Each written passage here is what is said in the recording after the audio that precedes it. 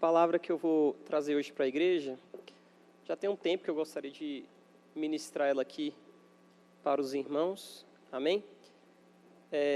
Há cerca de um mês nós começamos um grupo familiar lá em casa, então você é nosso convidado, se quiser participar, todas as terças-feiras ali em Águas Claras, nós temos um grupo familiar e às 8 horas da noite você é nosso convidado, amém? Na primeira reunião que lá tivemos, a gente debateu um pouco essa palavra que vamos ministrar agora à noite, amém? Eu gostaria que você abrisse aí a sua Bíblia, Palavra de Deus, no livro de Jeremias, no capítulo 20, amém?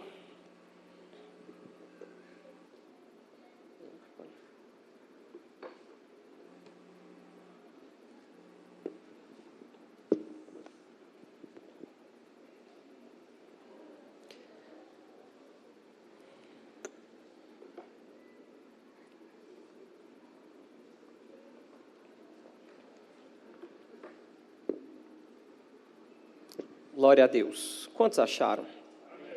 Amém? Nós vamos fazer a leitura do texto, depois eu vou voltar a ele, porque é um texto até de difícil interpretação, mas eu tenho certeza que Deus, Ele vai falar com a igreja. Difícil porque nós não temos boas traduções desse texto. Amém? O versículo 7 em diante, que diz assim: persuadiste-me, ó Senhor, e persuadido fiquei. Algumas versões diz iludiste-me ou enganado, mas a melhor tradução é essa: persuadiste-me, ó Senhor, e persuadido fiquei. Mais forte do que eu, e prevaleceste. Sirvo de escárnio todos os dias, cada um deles zombam de mim, porque desde que falo, grito e clamo, violência e destruição, porque se tornou a palavra do Senhor uma vergonha para mim e uma loucura todo dia. Versículo 9. Então disse eu, não me lembrarei dele, ou seja, do nome do Senhor, e não mais falarei no seu nome, mas isso foi no meu coração, como um fogo cerrado em meu peito. Estou cansado de sofrer, já não posso mais. O tema dessa mensagem hoje é: como está o seu fogo? Queria que você perguntasse para o irmão ou para a irmã que está do seu lado aí: como é que está seu fogo, irmão? Como é que está seu fogo, irmã? Esse é o tema da mensagem hoje. Amém? E eu queria começar essa mensagem fazendo uma outra pergunta. Por que que nós paramos a nossa trajetória cristã? Por que que nós paramos a nossa história, o nosso ministério? Muitas vezes nós começamos naquele ímpeto todo e muitas vezes nós vamos parando a nossa trajetória cristã. E eu vejo que ao longo dessa jornada nós precisamos de 2 Cs. O primeiro já foi dito aqui pelo pastor Léo, que é credibilidade. E algo que nós precisamos ter ao longo da nossa jornada é constância. Nós precisamos ter credibilidade, ou seja, para as pessoas ouvirem e verem que o nosso testemunho de vida, ele corrobora as nossas palavras. E nós precisamos ter constância. E eu percebo que uma das coisas mais difíceis na nossa jornada ministerial é a tal da constância. Porque muitas vezes nós achamos, e eu já disse isso aqui, que a nossa carreira cristã é uma corrida de 100 metros. E nós então começamos naquele gás todo, com aquela vontade toda. Nós corremos feito o Bolt ali, damos tudo que temos no começo. E de repente nós paramos, nós cansamos. E a jornada cristã, ela está muito mais para uma maratona de 42 quilômetros do que para uma corrida de 100 metros. Então, é importante nós entendermos que diante das lutas e das adversidades da vida terrena e ministerial, nós temos que continuar. Apesar das dificuldades, nós precisamos continuar. Nós precisamos ter constância. Então, esse texto que nós lemos aqui do profeta Jeremias, eu queria que você prestasse bastante atenção, inclusive o Theo que está aqui na frente. Amém? Amém? Então, nós precisamos ter essa constância. Porque o profeta Jeremias, ele estava passando por um dia muito difícil. Porque dias difíceis acontecem no nosso ministério. Dias difíceis acontecem na nossa carreira, na nossa jornada cristã. E eu vou contar um pouco da história do profeta Jeremias e você vai ver como era difícil, sabe, a história do profeta Jeremias. Por isso que ele chega a falar: olha, Senhor, iludido eu fui pelo Senhor e iludido fiquei. Muitas vezes a gente se sente assim, ele está aqui, sabe, rasgando o coração dele diante de Deus e ele põe para fora aquilo que estava dentro dele. O profeta Jeremias, ele foi chamado para ser profeta, e ele é chamado desde o ventre da mãe dele. A chamada dele é uma das chamadas mais bonitas da Bíblia, e lá em Jeremias 1, versículo 5 ao 7, se você quiser acompanhar, o Senhor diz assim: olha, antes que eu te formasse no ventre, eu te conheci, e antes que saísse da madre da tua mãe, eu te santifiquei, e as nações te dei por profeta. Irmãos, que chamado tremendo, que chamado maravilhoso. Mas ele sabia das dificuldades que era ser um profeta. E ele, tanto que ele fala assim: Senhor, eu não posso ser um profeta. E ele diz: ah, Senhor Jeová, eis que eu não posso ser um profeta porque eu ainda sou uma criança. Mas o Senhor diz: olha, não digas eu sou uma criança, porque aonde quer que eu te enviar, você irás, e tudo quanto eu te mandar, você irá fazer. Muitas vezes a gente não entende o sentido de ser profeta, porque as palavras hoje em dia estão perdendo o seu verdadeiro significado. E se tem uma palavra que, sabe, ela tem caído em descrédito, é a tal da palavra profeta. Hoje muitas pessoas se auto-intitulam profetas da parte de Deus e enganam a muitos. E a gente vê aqui um homem de Deus, um homem que era de uma linhagem sacerdotal, e ele falando: Senhor, eu sei a dificuldade que é ser profeta, eu olho para as minhas limitações e eu acho que eu não dou conta. Eu quero te dizer que não é errado você chegar diante de Deus e você colocar as suas limitações diante de Deus. Isso é normal. Sabe, muitas vezes quando eu olho para mim, eu falo: Senhor, eu tenho tantos problemas, eu tenho tanta dificuldade. Sabe, como é difícil subir no altar da igreja e aqui falar. Muitas vezes a gente fica nervoso, mas a gente vai lá, sabe, não dependendo da nossa capacidade, mas dependendo do Deus que está conosco. E a gente vê que ele era de uma linhagem sacerdotal, e o ministério do sacerdote era um ministério, vamos dizer assim, muito mais previsível. Porque se você olhar o ministério sacerdotal, ele está todo descrito na Bíblia, aquilo que você deve fazer. Aquilo que você não pode fazer, as suas atividades, as ofertas que você tem que preparar, era um ministério mais previsível. Mas Deus falava assim: olha, embora você seja filho de um grande sacerdote, que é o sacerdote Ilquias, eu quero te chamar por profeta.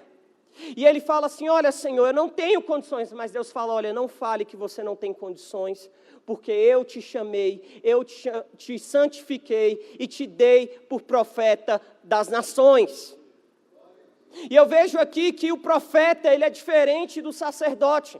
O sacerdote, ele é um representante dos homens diante de Deus. O profeta não. O profeta, ele é um representante de Deus diante dos homens. Só que para um profeta ser um profeta de verdade, ele tem que estar com o seu coração antenado com o coração de Deus. Um profeta que é profeta, o seu coração deve sentir o que o coração de Deus está sentindo. A dor que o coração de Deus sente, o profeta sente também. A alegria que o coração de Deus está sentindo, o profeta sente também, até para que ele possa ser boca de Deus, para que ele possa falar o que Deus quer falar à igreja. Então, quando Deus o chama para ser profeta, naquele contexto, ele sabia da dificuldade que ele iria ter. Primeiro, o povo estava vivendo uma incredulidade terrível. O povo estava vivendo uma época de apostasia terrível. E ele é chamado para ser profeta na época mais sinistra do reino de Judá. Então imagine você, Deus te falando, olha, você vai ser profeta, e você vai profetizar num contexto em que as pessoas não vão te escutar. Por isso que, Jeremias, ele é conhecido pelo profeta das lágrimas, porque ele falava, as pessoas não ouviam. Ele pregava, as pessoas, falavam contra ele, e ele chorava, porque ali era como se também o coração de Deus estava chorando, e ele sabia daquilo, e ele chorava. Porque ele sentia o que Deus estava sentindo. E vieram as dificuldades, porque hoje as pessoas se autodenominam profetas e acham que, o ministério vai ser muito tranquilo, e não é assim que funciona. E muitas vezes, diante das lutas e das dificuldades, do cansaço, do desânimo, nós queremos parar o nosso ministério. E Jeremias, ele teve que lidar com esse sentimento, ele teve que lidar com essa situação. O contexto de Jeremias, capítulo 20, que nós lemos, ele começa no capítulo anterior, no capítulo 19, em que Jeremias ele vai a segunda vez à casa do oleiro. Ele vai a primeira vez como observador, que é aquele texto famoso. Nessa segunda vez ele vai lá na casa do oleiro. E ele vai lá e compra um dos vasos, ele pega um daqueles vasos, e Deus manda ele quebrar aquele vaso para simbolizar o juízo que estava vindo de Deus sobre aquele povo. E destruição, se você analisar o livro de Jeremias, uma das palavras-chave do seu texto é rebeldes. Pensa, você vai pregar e você vai falar assim, olha, rebelde, violência e destruição, você precisa se consertar. Não era uma palavra fácil. Então ele vai para, o templo, ele vai para o santuário e ele começa a pregar essa palavra. E você pensa que ele teve apoio dos sacerdotes? Não. A Bíblia fala que, o filho do sacerdote, um dos chefes do sacerdote, chamado Pazur, isso você acompanha no final do capítulo 19, início do capítulo 20, o que ele fez? O chefe do sacerdote, olha só como é que a apostasia era tão grande. Ele estava pregando, falando a palavra de Deus. E o sacerdote pegou e falou assim, olha, você não vai mais pregar essa palavra aqui. Pegou o profeta Jeremias, açoitou ele, e deixou ele preso no tronco, amados, uma noite todinha, porque ele estava pregando a palavra de Deus. Muitas vezes, diante das lutas e das dificuldades, nós queremos parar. Diante das adversidades que nós encontramos pelo caminho, nós muitas vezes pensamos, Senhor, por que você me criou? Eu estou encontrando tanta dificuldade, qual é o propósito da minha vida? Esse tipo de sentimento ele teve que lidar aqui, se você ler no versículo 14 e no versículo 15 de Jeremias 20, que foi o capítulo que nós lemos, ele fala, maldito o dia em que nasci, o dia em que minha mãe me deu à luz, não seja bendito, maldito o homem que deu as novas ao meu pai, dizendo, nasceu-te um filho, alegrando com isso grandemente, ou seja, ele está ali passando por tanta dificuldade que ele chega a amaldiçoar o dia que ele nasceu. Tamanha era a luta, tamanha era a dificuldade, tamanha, era as forças contrárias ao seu ministério. Isso ele estava fazendo a coisa correta. E o profeta vai lá, Pazur pega ele, açoita ele. Eu estava vendo o texto, os estudiosos dizem que ele levou cerca de 40 açoites, e ele foi para o tronco durante uma noite. Então é nesse contexto que ele escreve esse livro, e ele fala, Senhor, Deus, persuadiste-me, ó Senhor, e persuadido fiquei, foste mais forte do que eu, e prevaleceste. Eu sirvo de vergonha todos os dias, porque todas as pessoas zombam de mim. No versículo 8 ele fala, olha, porque desde que falo, grito e clamo, eu só falo violência e destruição. Porque se tornou a palavra do Senhor uma vergonha para mim e loucura todo dia. Então, olha só o que ele disse, algo que muitas vezes nós queremos dizer também ao longo das nossas jornadas, quando chega o dia difícil. Irmãos, eu quero dizer aqui, que o dia difícil, ele chega nas nossas vidas. O dia difícil, ele faz parte da nossa trajetória aqui na terra. E o dia que nós falamos assim, olha, não vão mais nem falar no seu nome, Deus. Senhor, eu não vou fazer mais, eu vou parar, eu não quero mais. Irmãos, eu não sei se vocês já aconteceram isso com vocês. O dia que você não quer chutar o pau da barraca, não. O dia que você fala assim, Senhor, minha vontade é de chutar a barraca toda. Eu estou cansado, Senhor. Eu não aguento mais. E esse foi o dia de Jeremias. E ele fala, Senhor, eu não vou mais falar do teu nome, eu não vou mais pregar o seu nome. E quando ele fala isso, aí eu acho tremendo a parte final do versículo 9.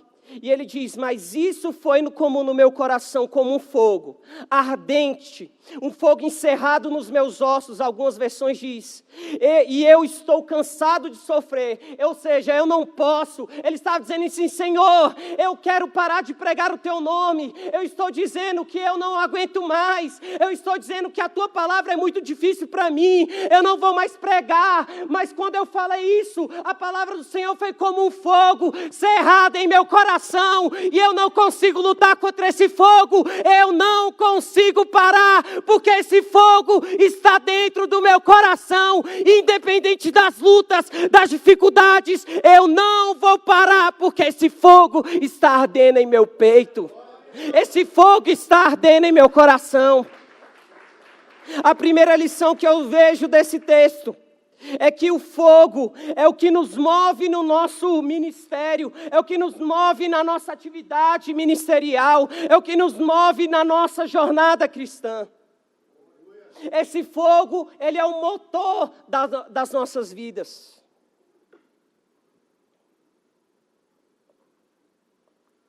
É aquele dia em que nós pensamos em parar. Eu não sei você, muitas vezes você já pensou em parar. Olha, eu vou desistir, olha, eu vou parar. Olha, é muito difícil esse negócio de ser cristão. Esse negócio de, tomar a sua cruz e seguir a Jesus é algo muito difícil. Mas você sente, esse fogo no seu coração. Eu quero dizer que todo cristão é um motor a combustão, meu amado. Você precisa desse fogo. Eu espero que Deus possa estar colocando gasolina no seu tanque, que você não possa parar, que em meio às lutas você possa continuar. Eu quero dizer que o livro de Jeremias, ele não acabou no capítulo 20, ele vai até o capítulo 52, porque esse fogo começou a arder dentro do coração dele. Esse fogo começou a arder dentro do peito dele, e ele fala, olha, buscar-me-eis e me achareis. Deus fala através dele, quando me buscardes de todo o vosso coração. Esse fogo precisa estar dentro de nós. Quando nós vemos, esse texto, nós aprendemos que o fogo, ele representa a presença do Senhor. Esse fogo representa essa chama do Espírito Santo que é colocada em nossas vidas. Quando nós vemos ao longo do texto bíblico, nós vemos que Deus, ele fala através do fogo. Jeremias 23, 29, ele fala, não é a minha palavra como fogo? Se você olhar, tem muitos versículos de Jeremias, que eles são transcrições, do livro de Deuteronômio.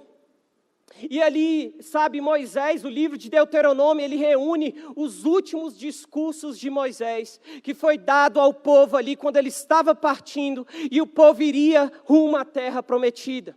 Então eles pegaram os últimos discursos de Moisés e foi feita essa compilação, que é um resumo de tudo o que aconteceu durante a trajetória no deserto, e eles escreveram o livro de Deuteronômio. E quando você olha o início, da jornada ministerial de Moisés, quando é que começa a história de Moisés? Moisés está lá, ele é um pastor, e Deus vai lá e aparece para ele através de o quê? De uma sarça que ardia em fogo, e Deus falou com ele através do fogo. Irmãos, Deus, ele fala através do fogo, e eu acredito que, Jeremias, influenciado por esse livro, por esses livros de Deuteronômio, você vê vários versículos correspondentes no livro de Jeremias, e lá em Deuteronômio 4:11 diz, e vos chegastes, e vos pusestes ao pé do monte, e o monte ardia em fogo, naquela experiência do Sinai, até o meio dos céus, e havia trevas, nuvens e escuridão, então o Senhor vos falou do meio do fogo. Irmãos, Deus, Ele fala através dessa fagulha que está dentro de nós. Quando nós vamos olhar para o início do ministério da igreja, se você quiser acompanhar comigo lá em Atos, capítulo 2, você vai ver algo muito interessante. Aqui está, sabe, o início da igreja. E a experiência da igreja, ela começa exatamente com a experiência de fogo. A palavra do Senhor diz no versículo 1 que, cumprindo-se o dia de Pentecostes, estavam todos reunidos no mesmo lugar. E de repente veio do céu um som como de um vento veemente e impetuoso, e encheu toda a casa em que estavam reunidos. E foram vistas por eles línguas repartidas como que de fogo, as quais pousaram sobre cada um deles, e todos foram cheios do Espírito Santo, e começaram a falar em outras línguas, conforme o Espírito Santo lhes concedia que falassem. Meu amado, deixa essa palavra arder dentro do seu coração. Eu tenho certeza que Deus está aumentando esse fogo que arde dentro de você. Eu tenho certeza, porque Deus, Ele fala através do fogo. Se você pegar Jesus, Ele subiu aos céus, e Ele morreu e ressuscitou no terceiro dia, e a Bíblia fala que, no capítulo 24 do livro de Lucas, que Jesus, Ele apareceu para as mulheres, e havia 2 discípulos que estavam ali no caminho de Emaús. E a Bíblia fala que os olhos deles, eles olhavam para Jesus e eles não entendiam que era Jesus, aquele homem que eles tinham encontrado no caminho para Emaús. E a Bíblia fala que Jesus começou a andar com eles. Você pode acompanhar em Lucas capítulo 24. E algo tremendo aconteceu. Jesus, eles não sabiam que era Jesus, os olhos deles estavam como se estivessem obscurecidos para aquela verdade. E no versículo 16, mas os olhos deles estavam como que fechados para não o conhecerem.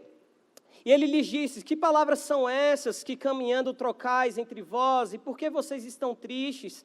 Respondendo um cujo nome, versículo 18, Cleopas disse-lhe: és tu só peregrino em Jerusalém, não sabe as coisas que nela têm sucedido nesses dias? E ele lhes perguntou: quais? E eles lhe disseram: as que dizem a respeito de Jesus, o Nazareno, que foi um profeta poderoso em obras diante de Deus e de todo o povo. Ou seja, aqueles homens, eles estavam tristes, e eles olhavam, e eles não entendiam que aquele homem que estava ali diante deles, ressurreto, vivo, era Cristo Jesus, e Jesus começa a pregar para eles. E chega um momento que eles vão para uma casa com Jesus, e eles vão comer, e naquele momento que Jesus vai lá e parte, e ele reparte o pão da mesma forma que ele tinha feito na Santa Ceia. A Bíblia fala que como se, sabe, os olhos deles enxergaram que aquele homem era Jesus, e naquele momento que eles olharam, e aquele homem que estava andando com eles era Jesus, Jesus desaparece. Mas eu queria te chamar a atenção para o versículo 32.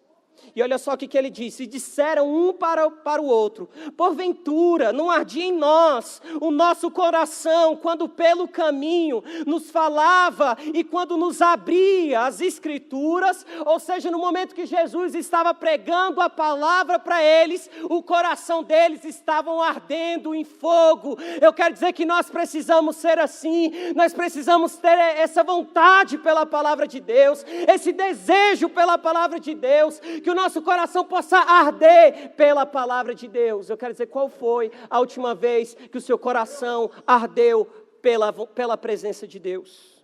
Qual foi? Eu, quando estava preparando essa ministração, uma experiência que eu tive veio à minha cabeça. Lá em casa, normalmente no mês de julho, nós tínhamos uma festa. Essa festa é uma festa que aconteceu por muitos anos, que era uma festa típica, comidas caipiras da época de julho, aquela coisa, muita coisa de milho, de amendoim. Os irmãos sabem como é que acontece, né? E a gente sempre fazia uma fogueira ali na parte de trás da casa da minha mãe. E todo ano era uma luta, porque a gente queria fazer uma fogueira que ela ficasse durante toda a festa. Então, muitas vezes a gente pegava uns paus assim meio pequenos e muitas vezes nos primeiros anos, muitas vezes a fogueira não chegava até o final, começava muito bem, mas depois ela apagava. E Deus falou comigo através dessa história que eu vou contar para vocês. Eu lembro que eu estava voltando do colégio e eu passei no beco que fica ali atrás da casa da minha mãe e eu vi lá um toco bem grosso, sabe, aquele tronco de madeira mesmo, estava lá no chão, um tronco bem, robusto mesmo. E eu fiquei pensando assim, falei, nossa, mas esse tronco aqui, ele é maravilhoso para fazer a fogueira. Então a gente foi lá em toda a dificuldade, a gente pegou aquele tronco, foi empurrando, foi uma luta, irmãos, para a gente conseguir levar aquele tronco até lá perto da casa da minha mãe.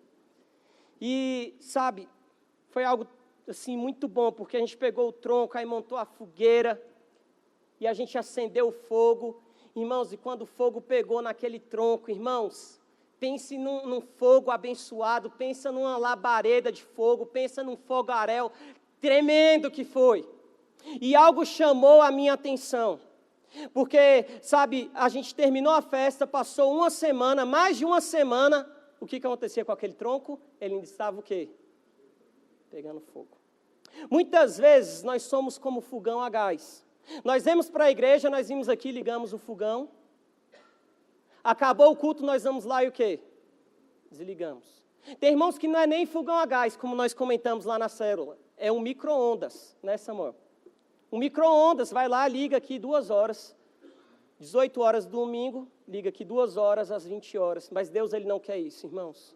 Deus não quer que nós sejamos micro-ondas, Deus não quer que nós sejamos fogão a gás, Deus quer que você seja, aquele fogão a lenha mesmo, aquele fogo potente, Deus quer que você esteja, com esse fogo aceso, que acabou o culto aqui, eu vou em chamas para minha casa, eu vou em chamas para o meu serviço, o fogo não acaba, porque é um fogo muito forte, alimentado dentro de mim, é isso que Deus quer para a sua vida, Deus quer esse tronco bem forte, meu amado. Deus quer isso dentro de você. Provérbios 26, 20 tem um princípio que eu acho tremendo. Olha só o que diz, Salomão, sem lenha o fogo se apagará. Olha só que tremendo isso, irmãos. Que lição, sem lenha o fogo se apagará. Nós precisamos, retomar esse entusiasmo, essa vontade, eu prego isso para mim, essa paixão em fazer a obra de Deus. Eu queria ler mais um versículo para os irmãos, que está lá em Atos, no capítulo 2.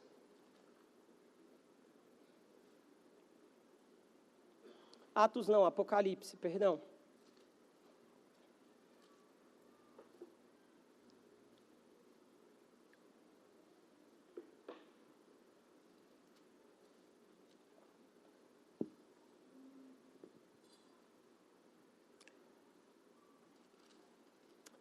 Aqui nós temos a primeira carta, que é a carta à igreja de Éfeso. E o Senhor fala no versículo 2, olha a igreja de Éfeso, eu sei as tuas obras, o teu trabalho e a tua paciência, que não pode sofrer os maus, e puseste à prova os que dizem ser apóstolos e o não são, e tu achastes mentirosos, e sofrestes e tem paciência, e trabalhaste pelo meu nome, e não te cansastes. Tenho, porém, contra ti, ó igreja de Éfeso, que tem deixado o primeiro amor. Lembra-te, pois, de onde caíste, arrepende-te e pratica as primeiras obras. Quando não, brevemente a te virei e tirarei do seu lugar o teu castiçal, se não te arrependeres. Nós vemos aqui que a igreja de Éfeso era uma igreja preocupada com a palavra. Era uma igreja que se preocupava em ter uma doutrina. Era uma igreja que funcionava muito bem. Eu vejo que a igreja de Éfeso era aquela igreja burocrática. Era aquela igreja que cumpria muito bem a sua agenda. ela até conhecia a doutrina correta. Eles, tanto que aqui Jesus está elogiando eles, porque eles haviam provado aqueles que se diziam ser apóstolos. Se você ver mais um pouco à frente, eles vão lá e não aceitam a doutrina dos nicolaítas, que pregavam uma certa permissividade moral no meio da igreja. Eles diziam, olha, você pode buscar a Deus, mas você não precisa corrigir a sua vida. Então era uma igreja que foi lá e eles combateram, sabe, esse ensino que estava sendo pregado. Chegava alguém que se autodenominava apóstolo, e eles iam lá e provavam para ver se ele era apóstolo. Era uma igreja que se preocupava com a palavra de Deus. Era uma igreja que eu penso que toda a sua agenda funcionava normalmente. Era uma igreja zelosa, era uma igreja trabalhadora, mas era uma igreja que tinha muito conhecimento, mas pouca unção. Era uma igreja que tinha luz na mente, mas não tinha fogo no coração. Era uma igreja que, sabe, pregava a palavra, mas não pregava no espírito da palavra. Ela que era a igreja que, sabe, acostumou a fazer e a cumprir uma agenda, como muitas vezes nós somos. E Deus pega e fala para aquela igreja, olha, eu tenho algo contra ti, que você perdeu o primeiro amor, você perdeu aquele entusiasmo inicial, você perdeu aquela vontade, você perdeu aquela paixão em me servir. Vocês precisam lembrar onde vocês caíram, vocês precisam voltar para aquele primeiro amor, vocês precisam ter aquela devoção em me buscar. E sabe, o pecado daquela igreja é porque faltava esse ardor e esse fervor no coração. Tanto que Deus fala, olha, lembra-te, pois, de onde caíste, e arrependa-te, e pratica as primeiras obras, quando não brevemente a ti virei, e tirarei do seu lugar o teu castiçal. Fala de quê? De fogo. Irmão, se nós não usamos esse castiçal, esse fogo que está dentro de nós, ele vai ser removido. Como disse, sabe, Salomão, sem lenha o fogo se apagará. O profeta Jeremias, diante de todas as lutas, irmãos, eu acredito que ele passou uma luta que talvez nenhum de nós aqui tenha passado ao longo da nossa jornada ministerial. Ele faz questionamentos e lamentações profundas diante de Deus. Ele amaldiçoa o dia que ele nasce, ele pensa em parar, ele fala que não vai mais, pregar a palavra do Senhor. Mas ele diz que ele só não parou, porque havia o quê? Um fogo cerrado em seu peito. Havia um fogo dentro do seu peito, havia um fogo dentro do seu coração, e por isso ele não parou. E eu queria fazer um questionamento para você. Como está o seu fogo?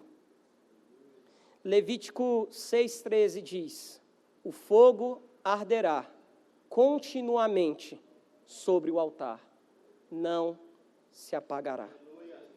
Amém? Aquela igreja, ela estava tão ocupada, mantendo muitas vezes até a separação do mundo, mas eles esqueceram também da adoração. O trabalho não substitui o amor, e a pureza não pode substituir o nosso fervor em Deus. Amém? Eu queria ler uma pequena história que é citada aqui pelo Charles Spurgeon, e ele define muito bem o que é avivamento. O Ministério de Louvor já pode vir. Ele conta, definindo o que é avivamento, que um homem caiu acidentalmente, soterrado por uma grande barreira que havia desabado. E muitos estavam ali cavando energicamente, porque aquele homem estava soterrado, para tentar desenterrar aquele homem. E eles começaram a cavar e desenterrar, e de repente naquele local chegou um outro homem, que ele estava o quê? Indiferente àquela situação. Ele apenas contemplava o drama, ele apenas estava contemplando o que os outros estavam fazendo. Ele ficava ali estático e observando a situação. De repente alguém vira para aquele homem e fala assim, olha, o homem que está soterrado é o teu irmão. Na hora que aquele homem ouve aquela palavra levou a uma mudança imediata de atitude, e no mesmo instante ele começou a trabalhar febrilmente, de modo, com grande ardor, com grande empenho, para resgatá-lo. É esse mesmo sentimento que eu quero dizer para a igreja, isso que é ter esse fogo no peito. É quando você muitas vezes está olhando, olha aí, ó, o teu irmão está passando por lutas, está sendo soterrado e você está nem aí. Mas sabe, quando você entende que ele é teu irmão e você vai lá, não, é meu irmão, eu preciso, sabe, fazer alguma coisa. Isso é um avivamento, essa é a vontade, esse ardor que nós precisamos recuperar. Essa vontade, esse desejo de fazer a obra que eu preciso, sabe, ter dentro de mim muito